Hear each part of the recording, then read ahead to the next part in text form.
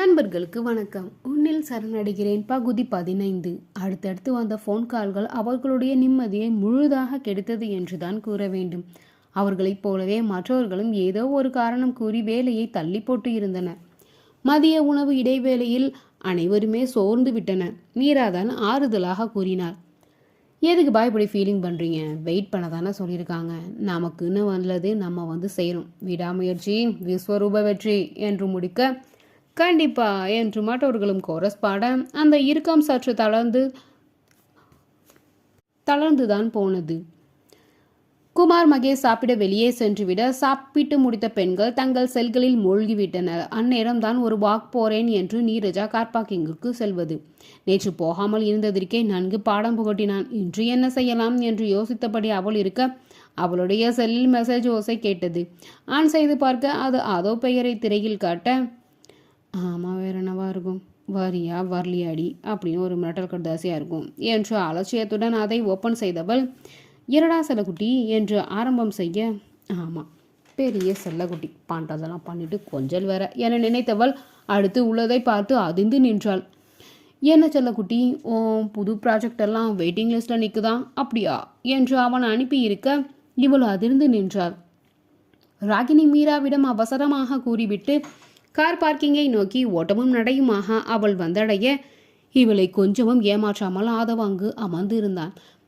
தன் காரில் ஸ்டைலாக சாய்ந்தபடி வேகமாக அவன் புறம் வந்தவள், நீங்கள் என்ன பண்ணீங்க என்று கேட்க நாக்கால் வாய்க்குள்ளேயே வட்டமிட்டவன் அவளை மேலிருந்து கீழ் வரை ஒரு மார்க்கமாக பார்த்துவிட்டு, இதுவரைக்கும் ஒன்றும் பண்ணலையே என்று புருவத்தை தூக்க பல்லை கடித்தவள், அங்கே நடக்கிறதுக்கும் உங்களுக்கும் ஏதாவது சம்மந்தம் இருக்கா? எங்கம்மா என்ன நடந்தது? அவனுடைய கேள்வியில் கடுப்பானவள், நீங்கள் அனுப்பின மெசேஜுக்கு என்ன அர்த்தம் என்று கேட்க, ஓ அதை சொல்கிறியா, ஒன்றும் பெரிய விஷயம் இல்லையே, ஒரு வாரம் வெயிட் பண்ண சொல்லியிருக்காங்க போலிருக்கு, அதுதானே? ஒரு வாரத்தில் அவன் அழுத்தி கேட்க அனைத்தும் விளங்கியது. அனைத்திற்கும் காரணகர்த்தா இவனே என்று. ஏன் இப்படி பண்ணுறீங்க? ஏன்னு உனக்கு தெரியாது? அவன் மறுகேள்வி கேட்க பேச்சின்றி வாயடத்து நின்றாள். இப்போ நமக்கு ஒரு விஷயம் வேணும்னு தோணுது வையன், அது தானா கையில் சேரும்னு கை கட்டி உட்கார்ந்துருக்க முடியுமா சொல்லு? அதற்கான முயற்சி எடுக்கணும்ல, அதுதான் இது என்று கூறி தோல் குலக்க, இது எதுவரை போகும், இவரிடமிருந்து தப்பிக்க வழி இல்லையா என உள்மனம் புலம்ப துவங்க பயம் பற்றி கொண்டது அவளுக்கு. சாயங்காலம் எங்கே போகலாம்? யோர் சாய்ஸ் என்று கண் சிமிட்ட இவள் அசந்து விட்டாள். இதற்கு மேலும் பேசும் திறனின்றி அவனையே பார்த்து கொண்டு அவள் மேற்கொண்டு பேச எதுவும் அவள் காதில் விழவில்லை. நான் போகட்டுமா என்று அவள் கேட்க அவளை ஆழ்ந்து பார்த்தவன் போ என்பது போல் தலையாட்ட அமைதியாக திரும்பி சென்றாள். ஆதவிடமிருந்து இப்படி ஒரு செயலை எதிர்பார்க்காதவள் அதிர்ச்சியில் திளைக்க அன்று முழுவதும் மனம் குழம்பி போனாள். என்னை வலிக்கு கொண்டு வர இவ்வளவு தூரம் செல்வாரா? அதுவும் அவங்க என்ன செஞ்சாங்க பாவம்?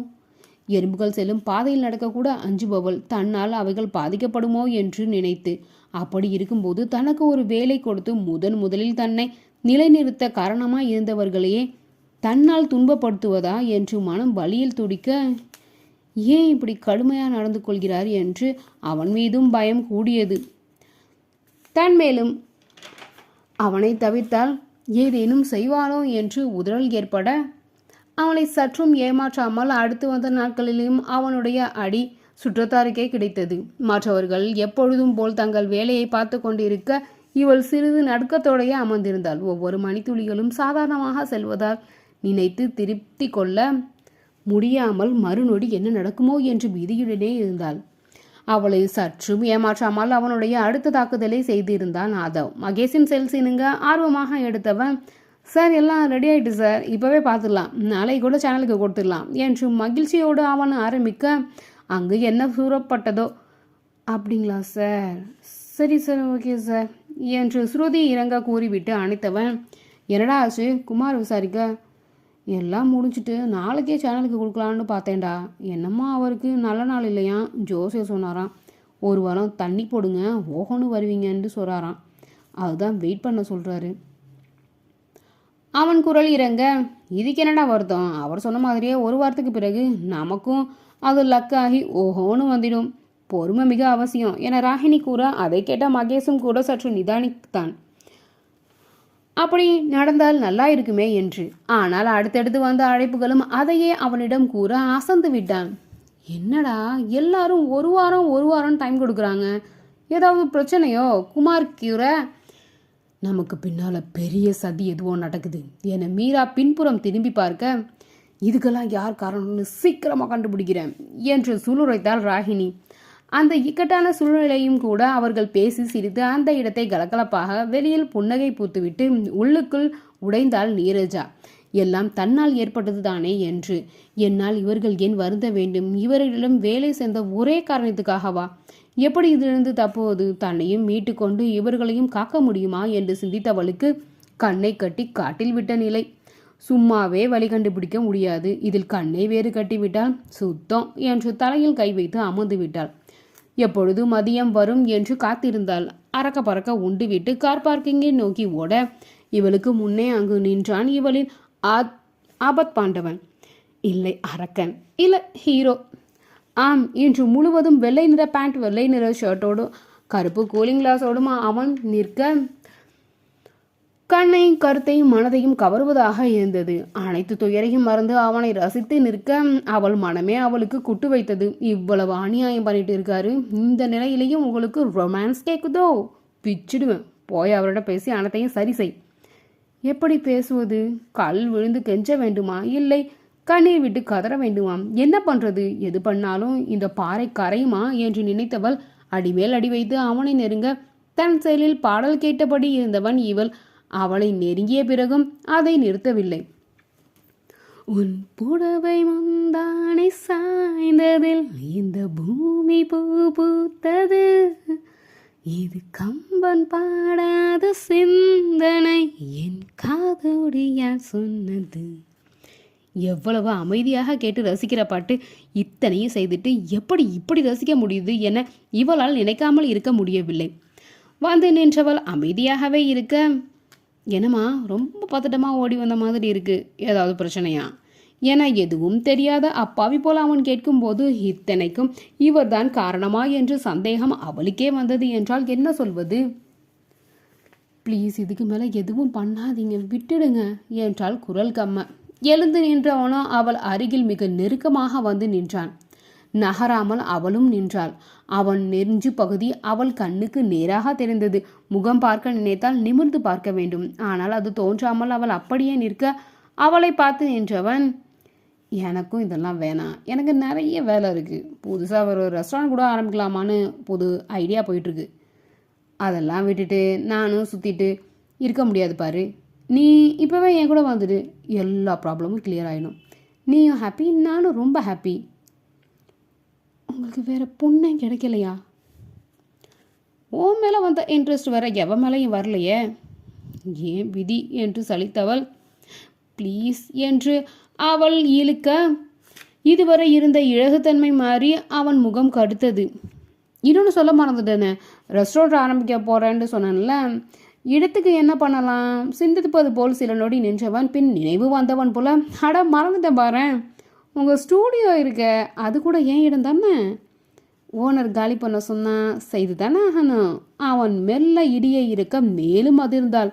அவனை நிமிர்ந்து நோக்கினாள். அவள் கண்களில் கெஞ்சுதல். இறங்கி வரவா என்றபடி கண்கள் கலங்க அவள் கன்னத்தை உள்ளங்கையில் தாங்கியவன், அழுதுடாதடா, என்னால் தாங்க முடியாது, ஏன் கூட வந்துட்டு வெங்காயம் வெட்ட கூட ஆள் வச்சு உன்னை பார்த்துப்பேன். அவன் சீரியஸாக சொல்கிறானா இல்லை கிண்டல் செய்கிறானா என்று கூட அவளால் உணர முடியவில்லை. சரி அவர் வழிக்கே செல்வோம் என்று நினைத்தவள், சரி நான் உங்க கூட வந்துடுறேன் என்று கூறவும் அவன் முகத்தில் மீண்டும் ஒரு இலகல்.